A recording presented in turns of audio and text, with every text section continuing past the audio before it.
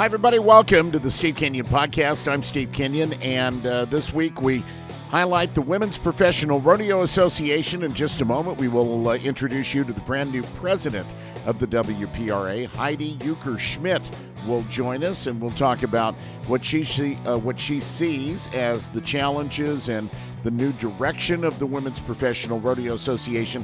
That's coming up. We made news yesterday on Western Sports Roundup on the Cowboy Channel.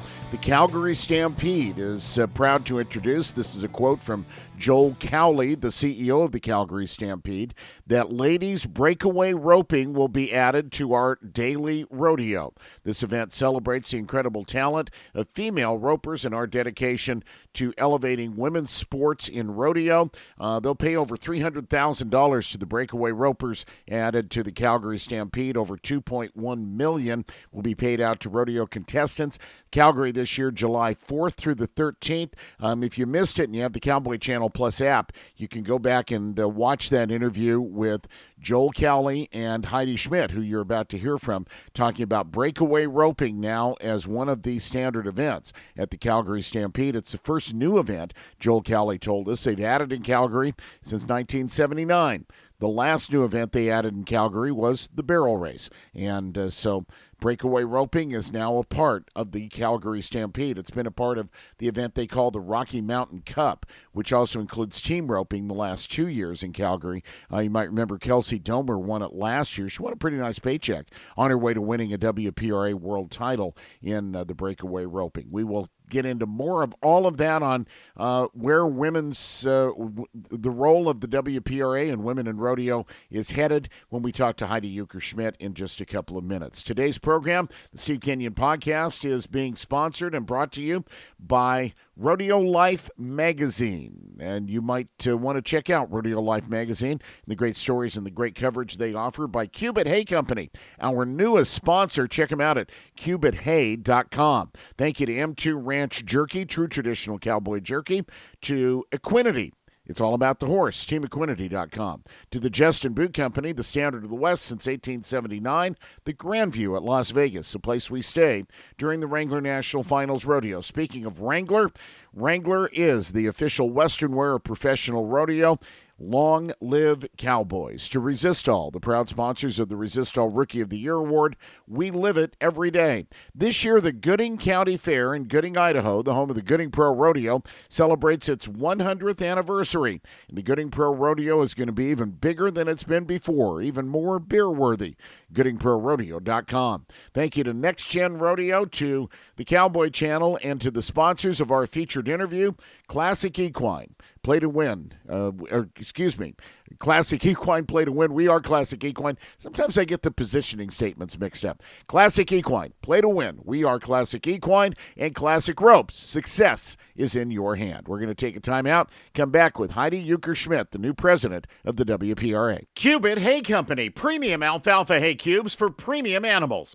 Why should you consider feeding Cubitt hay cubes? With Cubitt, you're guaranteed consistent quality year-round with no waste, no additives, and Cubitt cubes and pellets are made fresh, and they're shipped directly to our retailers, so you get the freshest product available. Learn more and find a dealer near you at CubittHay.com. That's CubittHay.com. There's no pretending to being a cowboy. Either you are or you aren't. Which is why everything we do as a company improves or preserves this way of life. The romance, the honesty, the toughness, the craft. More cowboys, please. America could use them. Resistol. We live it every day.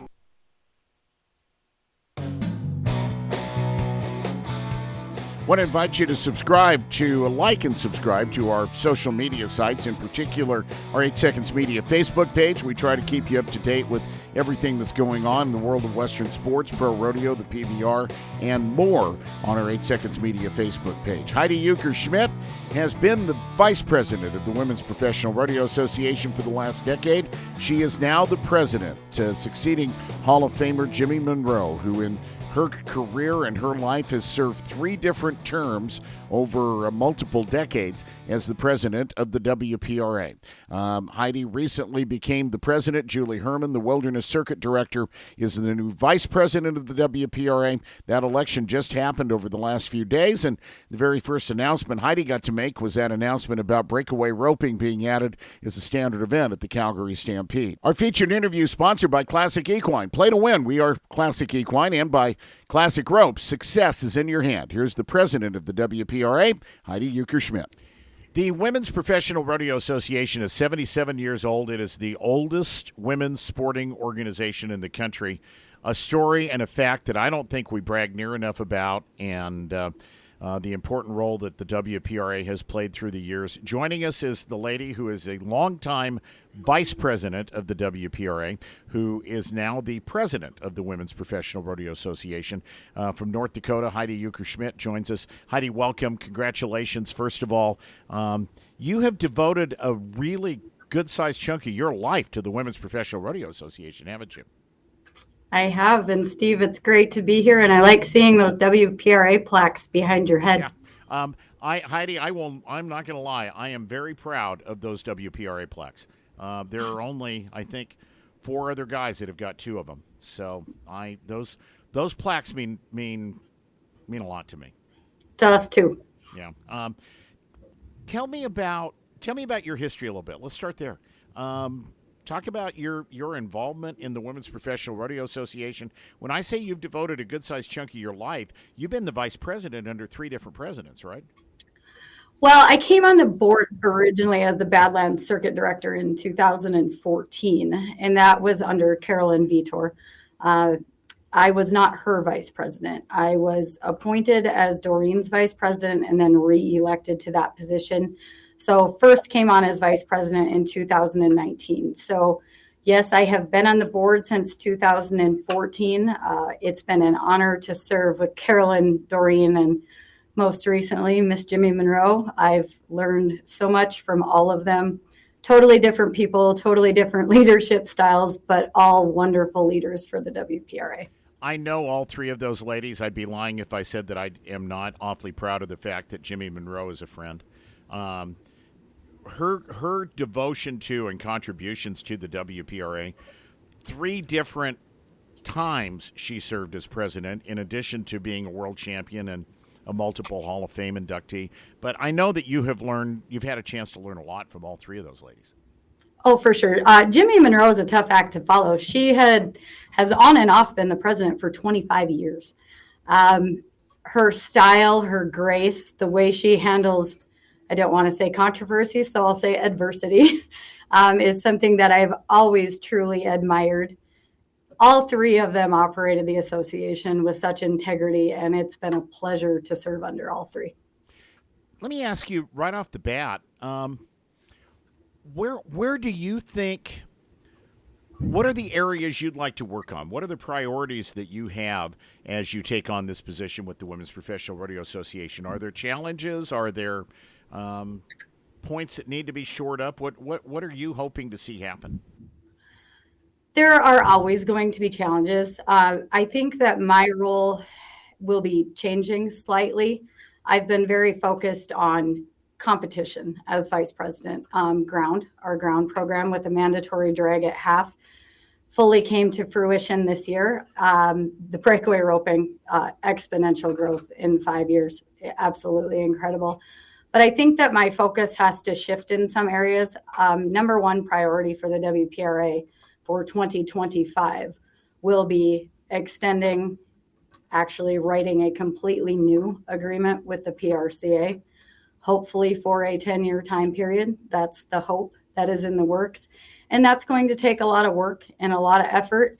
I think that is a priority. My other priority is I have not been involved with the NFRC or LVE to this point. So getting to know all those people, attending those conventions, ARC, our Western Region event, we're dabbling in all sorts of new areas, which are incredible. But my priorities have to shift a little bit. And we have such capable board members to take over the other initiatives, the ground program, things like that that I am confident that we will continue to grow in those areas as well as flourish in others. So let's kind of take some of the areas you mentioned one at a time. As a guy who lives in a house full of barrel racers, I am just really thrilled to see the new attention to the simplest thing on the planet, which is also the most complicated, the ground, that is being paid. The situation in San Antonio a couple of weeks ago where there was a problem, yes, but it was resolved. It was. And the people in San Antonio, I think, deserve a lot of credit for that. But and just the simple thing of seeing the rake halfway through performances now pretty much is a routine basis. It is. That's a big deal. 4 years ago, I would say there was a lot of pressure 4 years ago to implement a mandatory drag on the spot. I can't say that I didn't agree with it. I just didn't agree with the timing of it. So our board chose to go another route, which was to, first of all, start grassroots efforts. Let's start calling these committees. Let's see if we can get them involved without making it a thing. And honestly, it took off with the grassroots. Last year, we moved to an option to either hand rake after every contestant or drag it half. We did have some exercise the hand rake. Most of them chose to tractor drag. And you just touched on San Antonio. But what a benefit in it. They did get it fixed. They were wonderful to work with, took every call, listened to every concern, listened to the girls' concerns on site. They had a meeting for the contestants to go over how they could make it better. Fort Worth, Cal White, Brad Barnes, Fort Worth was exceptional this year. They drug before, they drug at half, they drug after, they hand raked every girl. Leon Vick at Denver.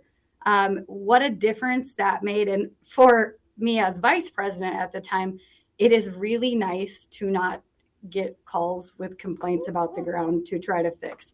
So it is just really great to see all these rodeos get on board with this initiative.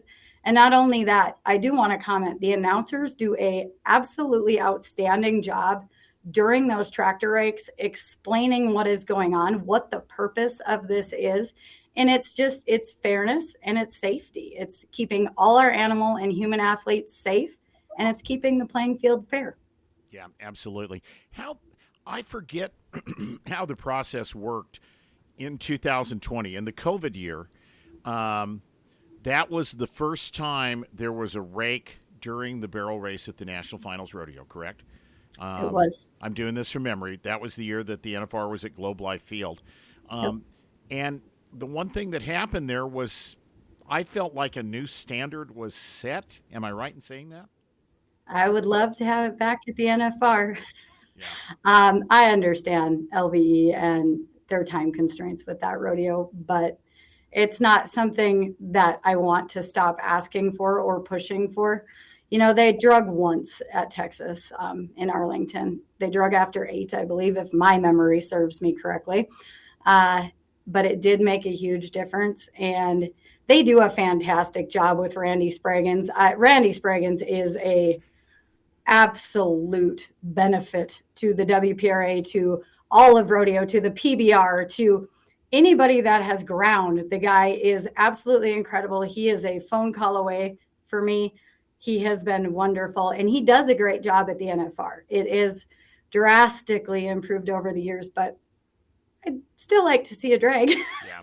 I can't lie about that, Steve. Yeah, well, I understand. I got to get Randy on here someday. I don't know what it is, what his wizardry is, but he is the Harry Potter of arena conditions, I think, for all of us mere muggles out there. He's pretty good at what he does. Yep, and it was his team at San Antonio that came in. Yeah.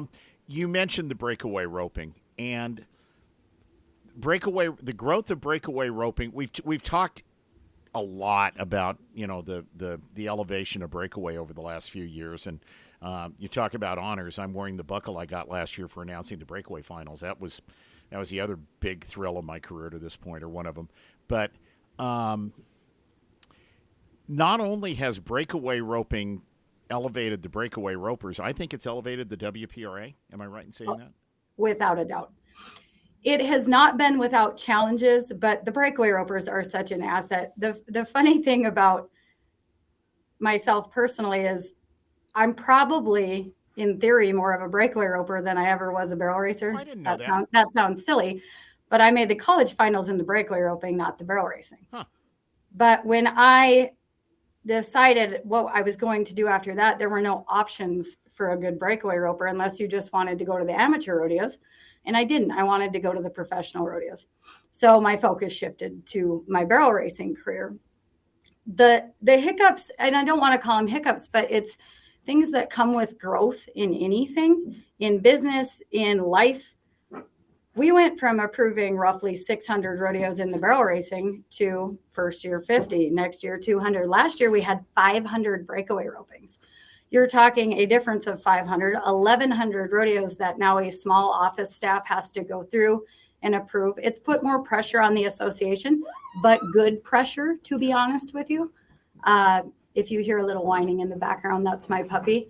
And the breakaway is such an asset to the WPRA. Yeah. Absolutely, just as much as the barrel race, and we are excited to have them on almost every big stage. By the numbers, Heidi, and I don't know if you have this off the top of your head, I remember Bob and I at the breakaway finals last year recording a statistic of like $5 million or something like that had been paid out in money just in the breakaway roping. But by the numbers, how many members do you have in the two events? Our membership total hovers at probably 3,800, but that includes permits, gold cards, roping, just not pro breakaway members, but other roping members, team ropers, things like that. If I had to split the two out at the end of last year, I would say that there were roughly 800 members that were pro rodeo breakaway cards and about 2,200 members that were barrel racing cards. Now, I just got our quarterly members, and I will say that, sorry, excuse my puppy, everybody. I will say that every year we see growth in the breakaway roping. Right now it's at about 3%. That's maybe down a little from last year, but the growth will continue at a steady rate as this event picks up and they get more rodeos. Do you know, are there still new rodeos expressing an interest in adding the breakaway? Absolutely. And that's what's been really difficult for breakaway ropers, I feel like, is, last year they had 500 rodeos. So they're all trying to plan their rodeo schedule, but we don't know what is coming on for new rodeos until we receive a rodeo application.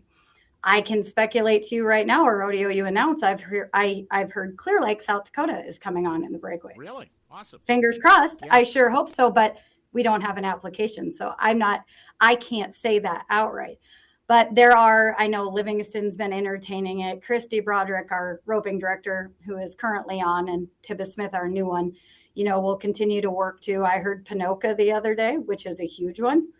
I think we're going to announce something big later today, really big and very exciting. I don't know if I can talk about it. But well, let's just save that one for TV. How's that sound? Okay, all right. We'll save it for TV. The breakaway ropers have a limit this year now, right? They've got a max of 80 rodeos. They can go to as many as they want to, but they've got a max of 80 that they can count. Is that right? Yep, they can official 80 rodeos. The barrel race is at 100. I understand the rodeo count. I understand why they wanted less. It is taxing to go to a lot of rodeos. My only fear with that count the entire time was the new rodeos coming on. Yeah. So making it, you might have to go to 30 rodeos in Texas to make your circuit finals. Well, when you take 30 off of 80, you're at 50, and there's 62 pro tour rodeos. You really have to, with a count like that, you're going to have to prioritize and plan. So I just felt that maybe the count was a little premature while we were still continuing to add. I'm sure we're going to add 30 to 40 rodeos this year alone. So I do think it makes it a challenge more so for the breakaway ropers than the barrel racers, but it's a challenge we'll get through. It's what the breakaway ropers wanted. They voted on it. And so we ultimately support that. Yeah. Let me ask you about another area that you mentioned, which is a new agreement with the Professional Rodeo Cowboys Association. It strikes me that and there's, I know you're about to have negotiations and stuff, so I don't want to ask you to say anything you don't feel comfortable in saying, but it strikes me that should be a very, very, very important, maybe the most important thing you have to do over the next however many months or the next year to get that, because the working relationship between the WPRA and the PRCA is so important. The thing that I think a lot of people miss is that the PRCA is without a doubt our partner in rodeo. They facilitate so much for the WPRA. In the past years, I have worked very hard to build a relationship with Tom Gauss, Steve Knowles, and now Paul Woody, prior Steve Remplis. We have a very good working relationship. They are a phone call away. I am a phone call away, have been for years, but it is the number one priority. Our current agreement expires the end of this year. We have a commitment from them to start working on it right away, end of this month, another meeting in April. We don't want to drag this out till the end of the year and make it something that you just have to push through to get something done. And I will say, as our partners in rodeo, I strongly feel they are as committed to that as we are. Yeah. Okay, I said I didn't want to put you in a bad spot, and I hope this doesn't put you in a bad spot. What can change? What can improve as you talk with the PRCA about an agreement over the next 10 years? Are there a couple of areas that you'd like to see more of? Yes, specifically in the breakaway roping, one of our big conversation pieces will be circuit finals. The breakaway ropers are not a part of the sponsor dollars, which is a huge portion of the added money at circuit finals. For example, I know off the top of my head, the sponsor dollars added to the Badlands circuit finals in all events, including the barrel race, but not the breakaway. The sponsor dollars was $13,613. That's a lot of money. Yeah. So our breakaway ropers have essentially had to go raise that money. I jokingly say they have to sell Girl Scout cookies, but I'm really not joking when I say that. And in any professional event, I don't think that is a good look. And I think that that's something we've already broached with them as far as all of that. That is a big one. A longer extension. Our last one was 6 years. The agreement with the PRCA and LVE is 10. I guess I would really like to see our agreement with the PRCA mirror that agreement. That makes sense. It only makes sense to me logically. I don't think we're going to get a ton of pushback on that. But other than that, there's just little tweaks to that first agreement.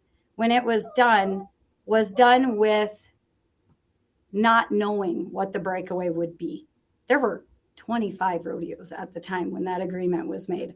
We have a much better idea today what the breakaway roping is and what it will be in the future. And I really do look forward to those conversations with them. Yeah, that all makes perfect sense. The one more comment on the breakaway ropers. I really feel like, who was I talking? Jackie Crawford, I think, I interviewed several breakaway ropers before the breakaway finals last December.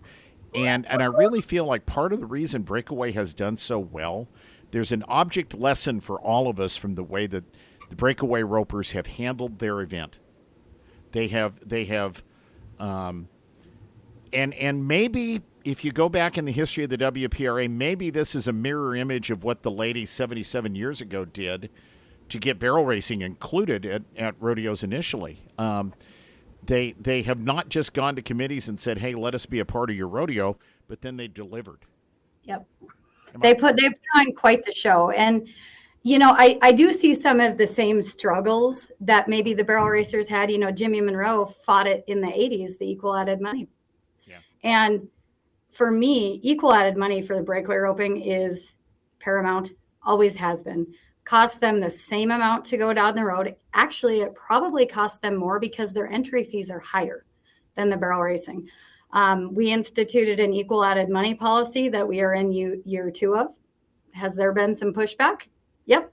With change, there is always pushback, and that's from ground and dragging to equal added money policies. But ultimately, we want to give our competitors the same chance at the same amount. And I'm very passionate about that. I'm not going to lie, we mirrored Jimmy's plan from the 80s. And so far it is working quite well. Yeah. There are people watching this and listening to it right now that want me to ask you about the national finals.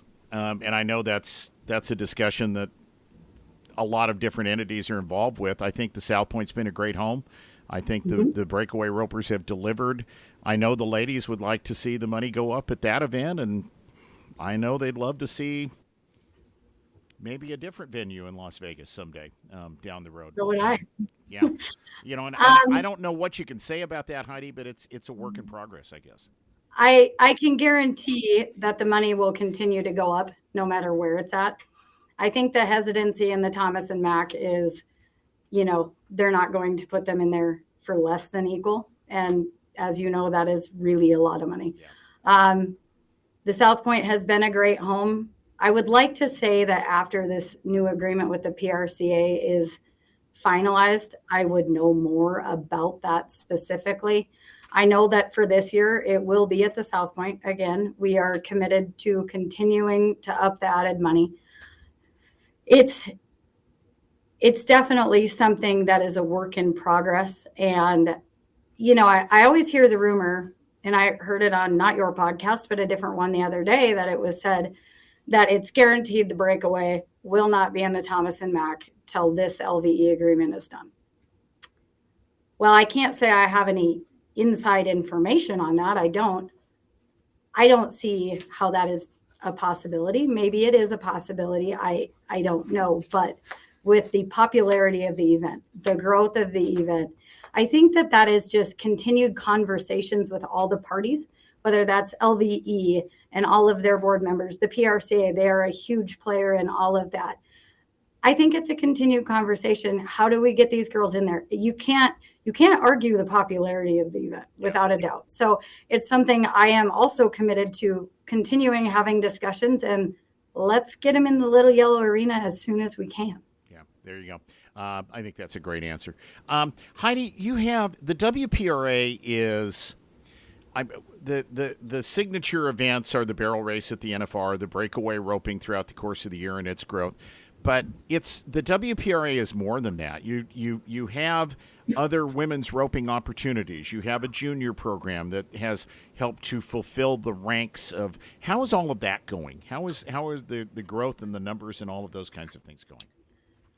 The roping program, where there aren't as many opportunities for team ropers and tie-down ropers, it's difficult.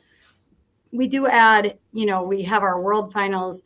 We try to make that a big event for them, but that growth is slower. I can't tell you it isn't. The one other thing that we do that is very popular is our divisional circuit program. So that's our jackpot co-approval program. Every circuit has a divisional circuit finals in the barrels and the breakaway. It's actually been very popular. It might be for the person that has a younger horse or just doesn't want to hit the road as much, but they get money won at those jackpots. They get to have a pretty neat little finals at the end. I think that's the popularity there has been great.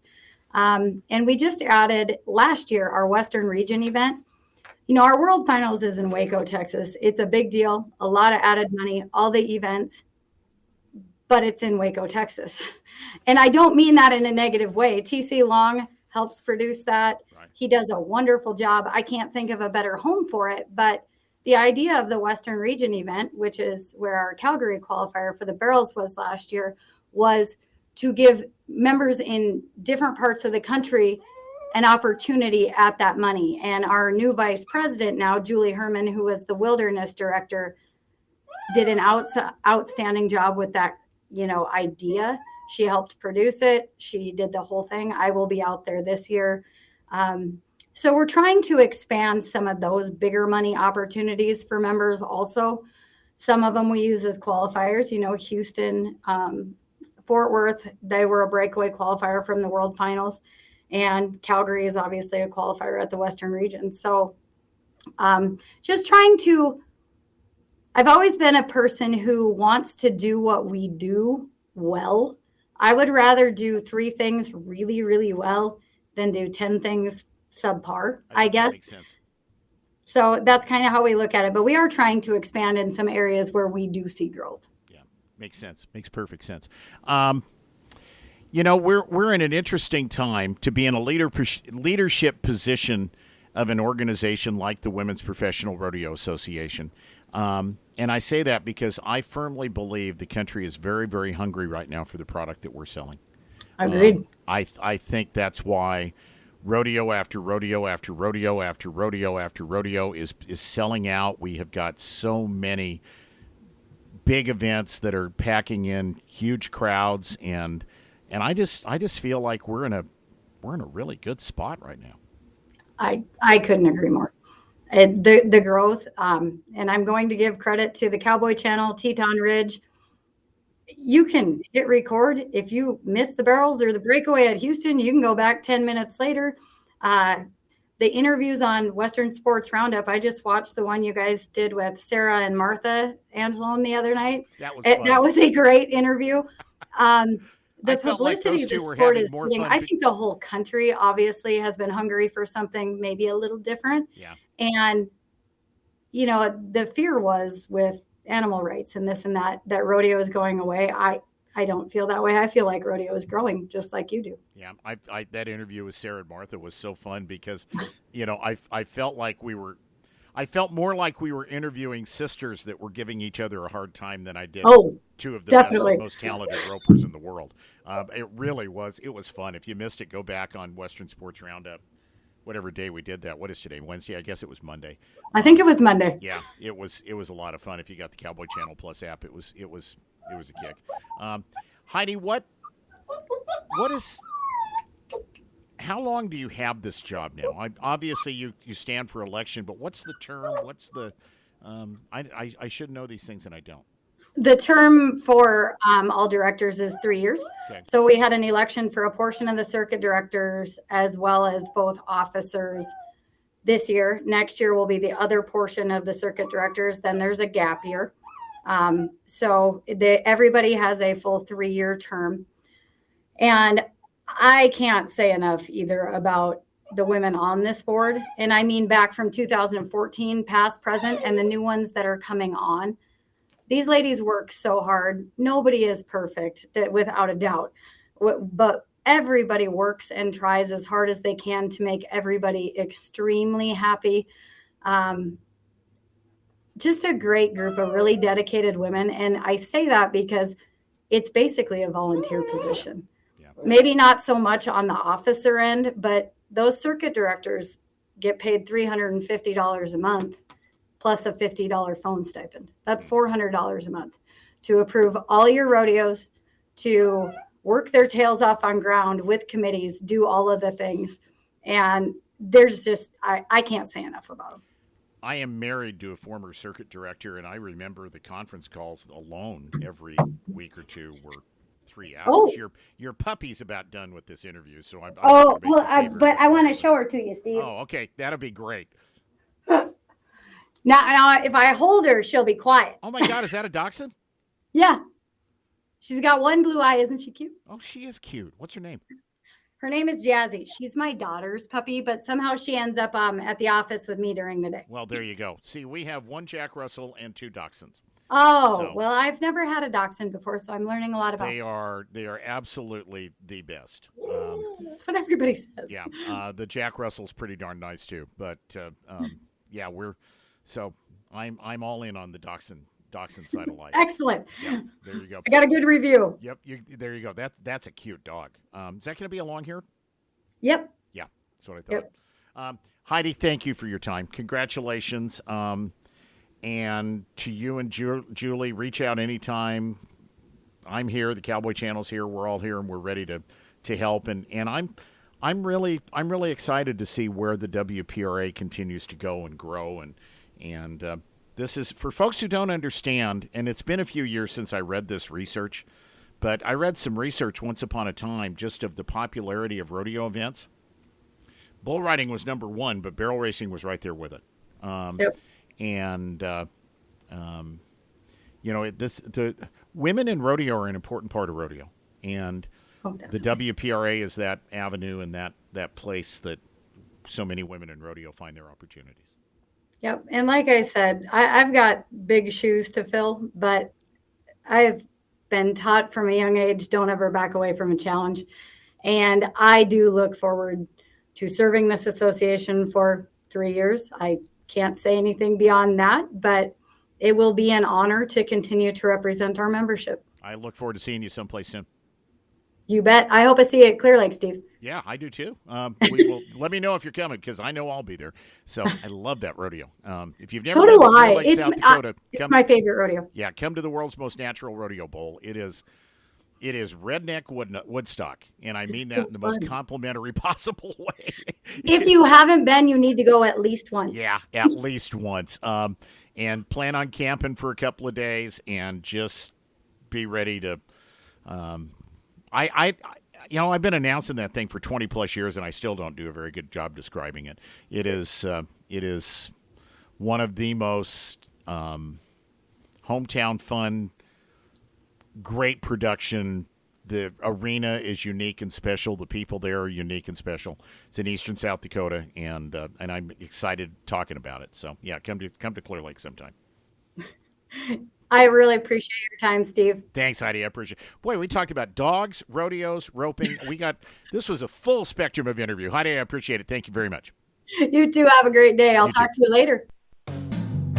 That's Heidi Schmidt, the new president of the Women's Professional Rodeo Association. Thank you to our sponsors and to our partners, Rodeo Life Magazine, Cubit Hay Company, to M2 Ranch Jerky.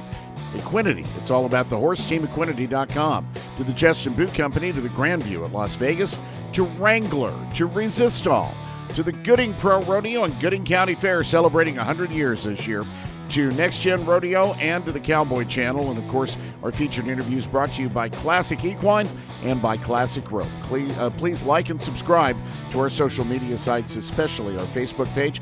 We'll do this again next week. Thanks for joining us. I'm Steve Kenyon. This is the Steve Kenyon Podcast.